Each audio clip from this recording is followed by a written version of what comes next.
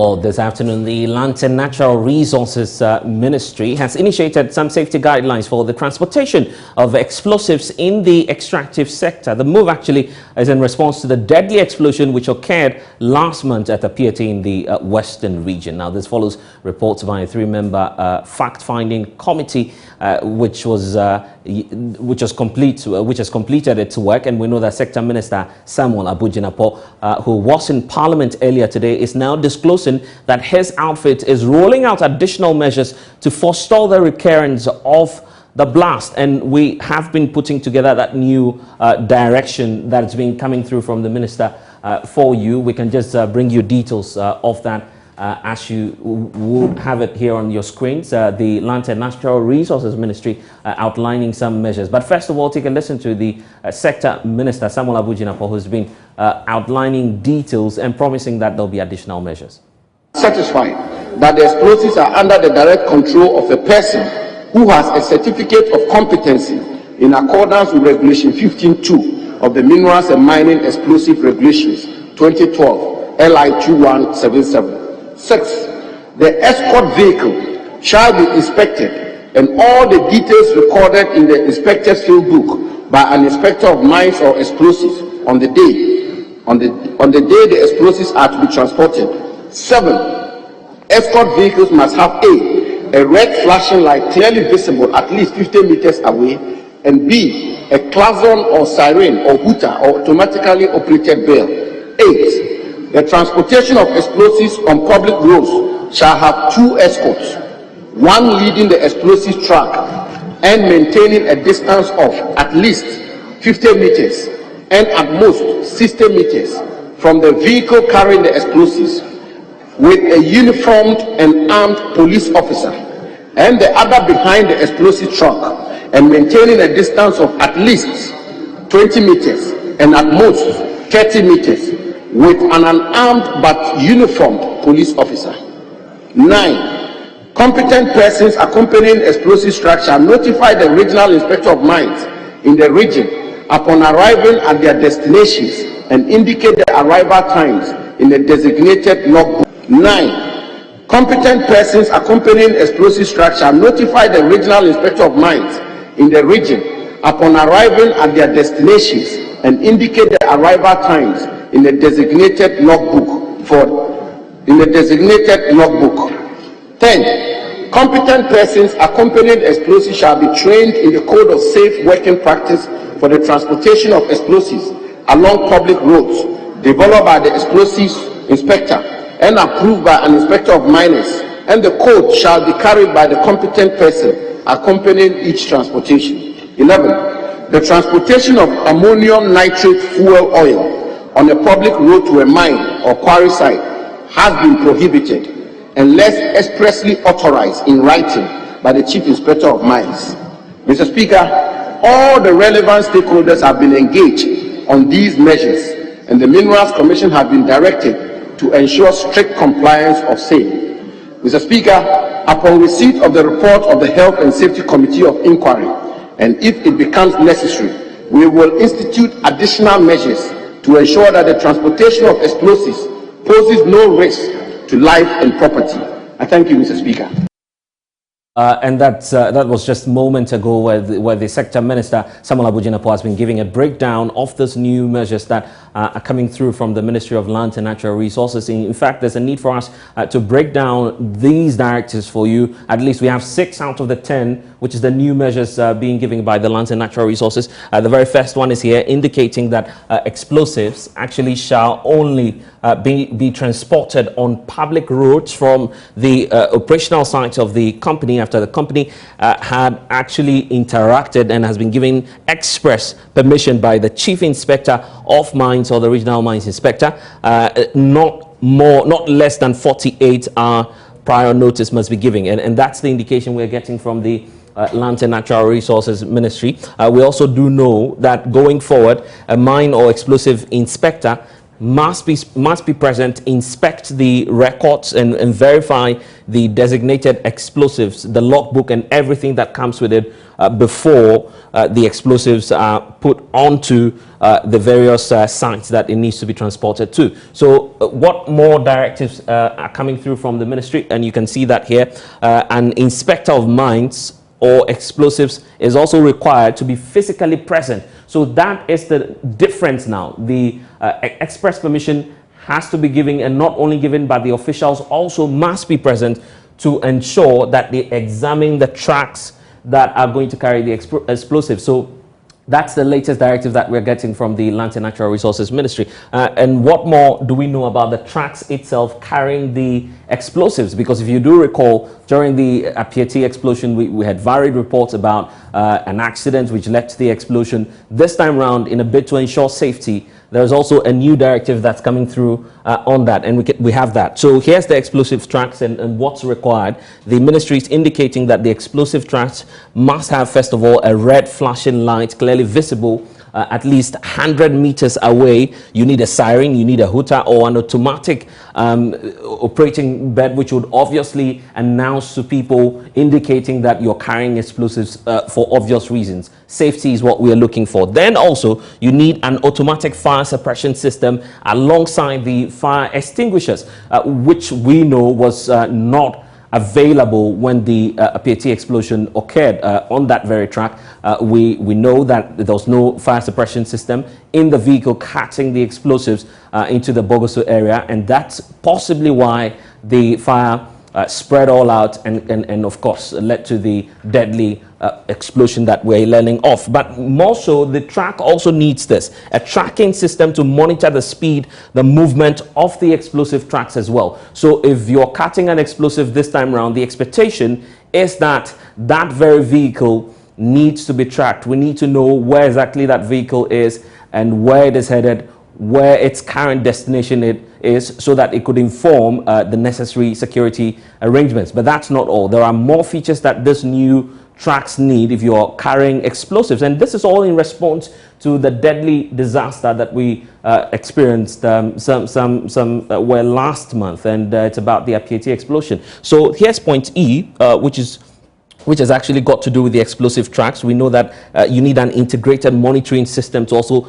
check driver fatigue. We're not sure what the report says about the driver who was moving the vehicle into the Apieti community. But what's clear now is that there's a need for a perfect monitoring system to check the driver who would be moving the vehicle as well. So we're sure that the driver is all right, and the driver is safe and sound to whichever quarry sites they may be moving to. So these are the new measures coming through from the Lands and Natural Resources Minister just a couple of hours ago, announcing that on the floor of Parliament. We also know now that the track which will be moved needs a megaphone to warn people actually and bystanders. Part of the reports that we heard of when the Apieti explosion occurred was that there was no system to announce to people to move away into safety.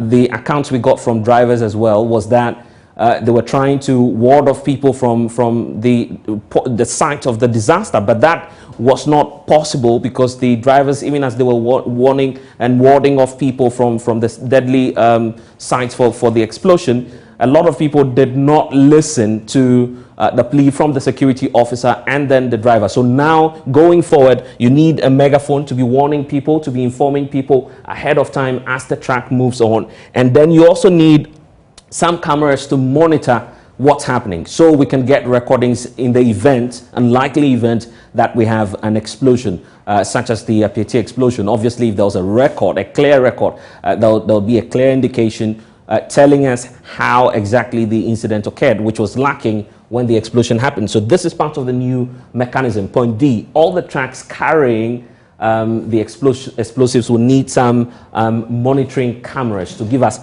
playback in the unlikely event. But that's not all. We'll be speaking very shortly to the Executive Director for the Bureau of Public Safety, Nana Yaw Akwada. But just stay with me, Nana Yaw, because you're also on. You need to also know about this.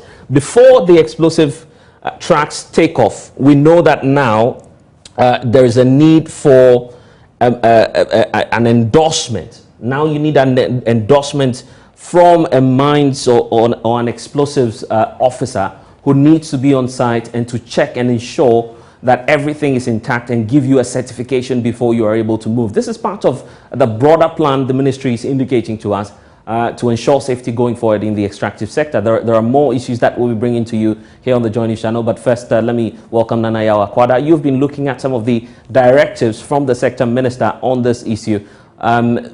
Just to get your thoughts on this, what's your impression, first of all, of the directive? But before I come to you, you need to also take note of this. We now know that the escort, that was another point of controversy when all of this happened. We understand that the escort was actually in the vehicle when the PAT explosion occurred, but now there will be some differences in terms of the safety protocols, which we're learning of now. And now we know that the escorts of the vehicle shall be inspected, and all the details would have to be recorded in the inspector's notebook. So now there'll be a logbook indicating who's escorting the particular explosive and where that vehicle is headed, so we know clearly which officer has been assigned to deal with all of this. Nana Akwada, if you're with us, I'm just wondering what your thoughts are on all of these directives that we're hearing of from the Ministry of Lands and Natural Resources. Well, Nanaya, we seem to be having a challenge hearing you. If you could just unmute for us so we can hear Sorry. you. Right. I just did that. Thank you. Good afternoon to you, viewers. I think that it's okay that Parliament, wade into some of these issues, try to hold people accountable or people responsible, to the public to bring us more details. I want to look at this in several fronts. One, on the front of the measures that are being rolled out. I think that maybe as a later platform, want to take them one by one and into detail. But on the face of it, one want to okay it. The most important thing is that we must find a way for these directives to, find their way into the LI 2177. Or if the Minerals Commission has a regime of issuing safety recommendations, they must immediately, take these directives through the process for them to become recommendations that are enforceable. And of course, that will be enforceable even in the courts of law. I think those would be the important things that I want to say for now. Having said that, it is difficult from where I sit to say whether we have done a thorough job or not, because we are not privy to the kind of findings that led to these recommendations. We are not privy to the scope or the issues of things that the investigating committee or committees looked at.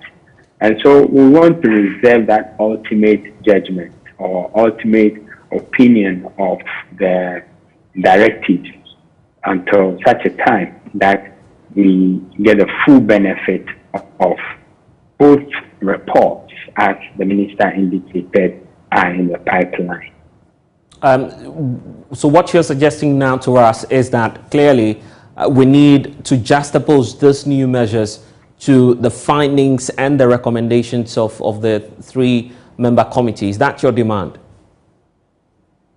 Absolutely. And just not that. I think that the play out in Parliament, put across an apparent lack of transparency and reasonability in the minister's submission. And I think that it also undermines the credibility of the final report. I recall that one member of Parliament did ask the minister whether why is it not possible to release the Mineral Commission-led investigation team report.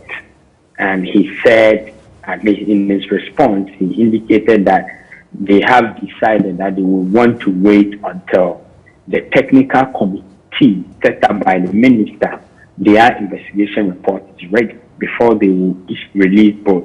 I think that it is not good. it is not best practice. Once you have two committees investigating the same, incident, we must be able to put out one report after the other. Why would they want to wait? Why are they waiting? It gives people start having funny ideas. It is not in sync with best practice. Furthermore, I think that I find it strange that the minister, in his responses to Parliament, also was brave enough to tell Parliament, and for that matter, Ghanaians, to look elsewhere to find answers for some very critical aspects of this whole incident. I mean, for the minister to say that the investigation team did not concern themselves with whether a bicycle or a tricycle or a motorbike, crossed the path of the vehicle, or whether there was an escort or there was no escort, and that they did not, involve that in the investigation report. I find that very strange, because look, those two incidents are very, very critical to the play out or events unfolding in Apiate sometime in January. It is very important that the minister begins to look at, the report available to him. If it is true that indeed in the report we cannot establish whether there was, such incident occurred or not, then I don't know how the investigation went. We must begin to take publicity and security accountability a bit more serious than we have done in the past. This is a ministerial investigation. This is an incident that remains shock. It hinges on even national security. We're talking of people transporting such a huge quantity of ammonium nitrate. You cannot say that you will not look at the issue in its length, breadth, and width. You must look at all aspects concerning that. The minister should have found answers for us as to whether there was an escort, as to whether there was a motorbike that crossed the path of this vehicle leading to this incident. We know that the Ghana Police Service, for instance, is carrying out at the same time issues pertaining to the criminality of the case. Here we are dealing with safety. That's your preoccupation as an organization, and that's why I'm asking you about the outline of the new measures. At least we know that there's an indication from the sector minister that more measures could be rolled on if these ones are not sufficient. Well, absolutely, the field of safety is a very fluid one, and so that is, if you like, best practice, that every now and then systems must be reviewed. And so yes, there will be more may come. For instance, the part about megaphone, it is not clear whether it's going to be a car-mounted megaphone or an individual holding a megaphone going through communities to announce that a vehicle carrying explosives is passing, or the car-mounted megaphone is going to just be part of the escort, announcing along the road for immediate persons around the road to be aware. That is not clear. And so these things, are reviewed constantly. So that's not anything new that the minister added. The most important thing is that it's been over a month. It's getting close to 2 months. We will need some very hard answers. And those hard answers are not coming, except a few measures being thrown at us. Right. And obviously, punitive measures is the concern of some industry players. Are you for the fact that we need some sanctions to go out to some of the companies? And in fact, some of the public servants who were derelict their duties, who were supposed to have acted to avert this situation? We have not been told, apart from Maxam, we have not been told that there were some public servants, or I don't know if you prefer to call them civil servants, who did not do their work. But certainly, if people are found at the end of the investigation to not, have done their work. Some sanctions must apply. We must, build that culture of holding people responsible for public safety and security lapses, such as these. That there is no argument, there should be no debate about it at all. This action or this incident cost lives. It cost people's livelihoods.